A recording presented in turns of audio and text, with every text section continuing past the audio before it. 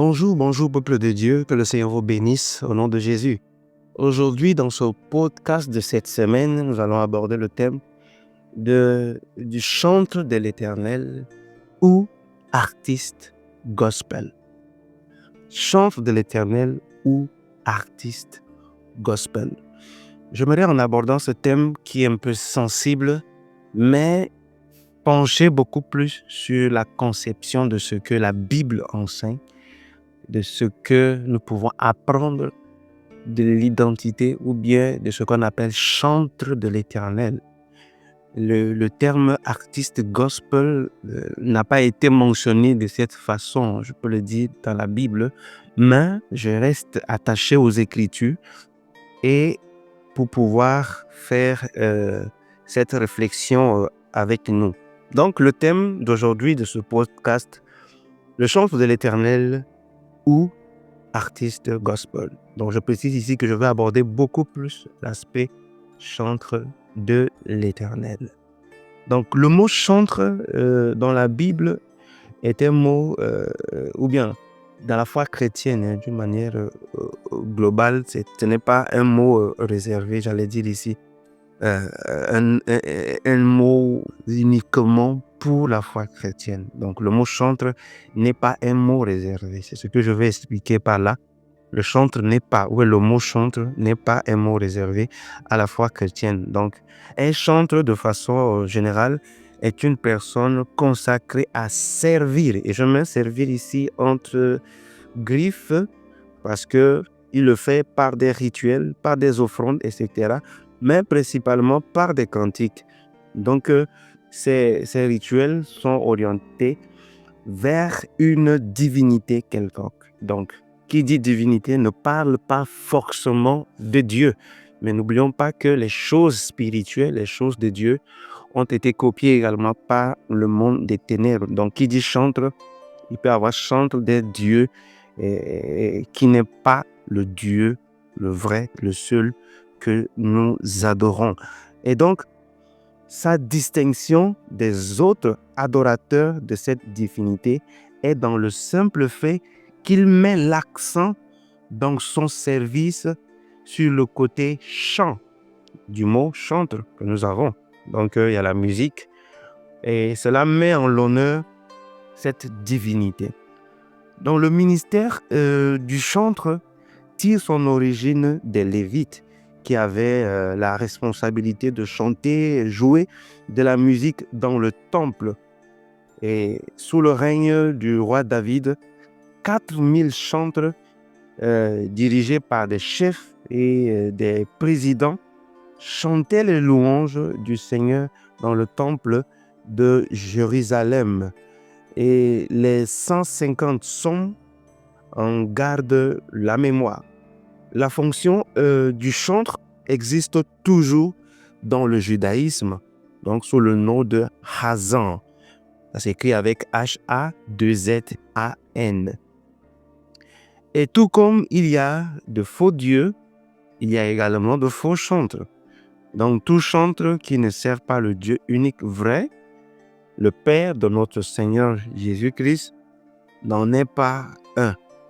Donc dans Jean, le chapitre 4, le verset 23 et 24, qui dit « Mais l'heure vient et elle est déjà venue où les vrais adorateurs adoreront le Père en esprit et en vérité. Car ce sont là les adorateurs que le Père demande. Dieu est esprit et il faut que ceux qui l'adorent en esprit et en vérité. » Nous voyons dans ce passage nous montre qu'un chantre doit d'abord être un adorateur du Père en esprit et en vérité. Nous avons deux ingrédients ici, en esprit et en vérité. D'abord, il faut savoir que l'adoration est orientée vers le Père. Donc, c'est la relation père-fils qui garantit la fluidité, je peux dire ici, de l'adoration. On voit ici un fils qui adore le Père. Ceux qui sont fils de Dieu adorent leur Père. Donc, je nous présente 4 précieux fondements qui ressortent de ce texte et de la définition du mot chantre. Donc, un chantre de l'Éternel est un fils du Père, c'est-à-dire il y a la notion de nouvelle naissance, de vie d'amour et d'obéissance à Dieu. Et le deuxième point, un chantre de l'Éternel est spirituel. Ne chante pas guidé par son âme, mais par son esprit. En troisième lieu, un chantre de l'Éternel est vrai, vit dans la connaissance de la vérité qui est Jésus-Christ, chante et prie en se basant sur la parole de Dieu. Ce qu'il chante et déclare est aligné à ce qu'il pense et ce qu'il fait. Le quatrième point, la spécificité du chantre de l'Éternel est qu'il utilise principalement la musique et les arts, donc y compris les chants, les instruments, les poésies, le sketch, les danses dans son service. Donc c'est tous ces arts-là que le chantre utilise pour élever le nom de son Dieu. Donc ce que nous devons savoir ici, c'est que le chantre de l'Éternel est consacré ou appelé au ministère de la conduite de louange et d'adoration à l'honneur de Dieu. C'est un appelé, c'est un consacré. C'est-à-dire qu'il fait de la musique sacrée à l'endroit de la divinité que nous connaissons, parlons ici, de Dieu. Et il est un véritable conducteur de louange et d'adoration lors des cultes et programmes chrétiens. Donc, il sait activer la présence manifeste de Dieu. Il doit avoir une connexion plus intime du chantre avec le ciel pour savoir ce que le ciel veut manifester sur la terre afin d'attirer la présence de Dieu, les anges de Dieu pendant le moment où il rend ministère. C'est là où il est important de savoir qu'il sait activer la présence manifeste de Dieu. Il vit dans l'intimité de Dieu. Il sait ce que Dieu veut pour toucher le cœur de son peuple.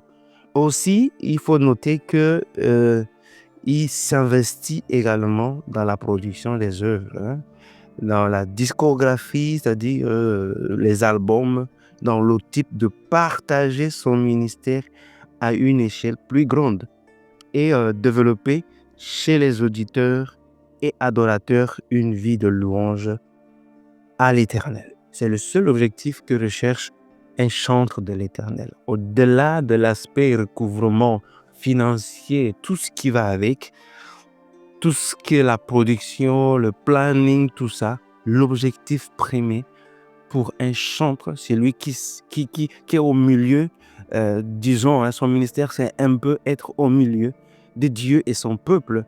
Je ne parle pas du sacrificateur à l'époque, mais il sait comment amener le peuple de Dieu pendant la louange dans la présence de Dieu, la présence où lui-même il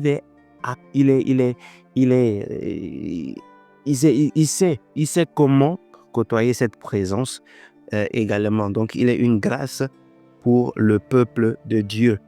Et aussi il est un moyen pour pouvoir, il fait de cela un moyen, je parle ici de la discographie, les albums, cela constitue un moyen pour que lui il puisse étendre son ministère, atteindre également les âmes et que les gens puissent à travers ces chansons, tout ce que le Seigneur a déposé dans son cœur, être une bénédiction pour les autres. Et nous devons savoir quand Moïse avait cette habitude de demeurer dans la présence de Dieu sur le mont Sinaï 40 jours, 40 nuits. Mais le Seigneur lui a dit, monte ici et je te montrerai ou je te donnerai les tables de commandement.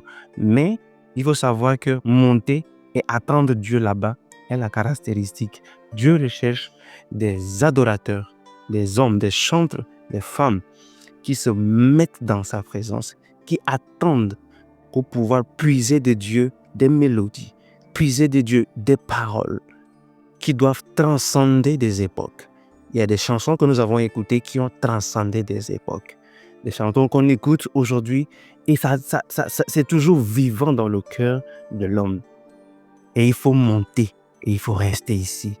C'est ce que le Seigneur réclame de nous.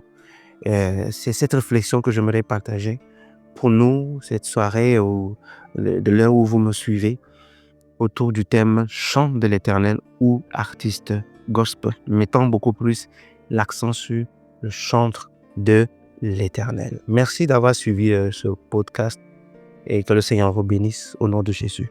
Amen.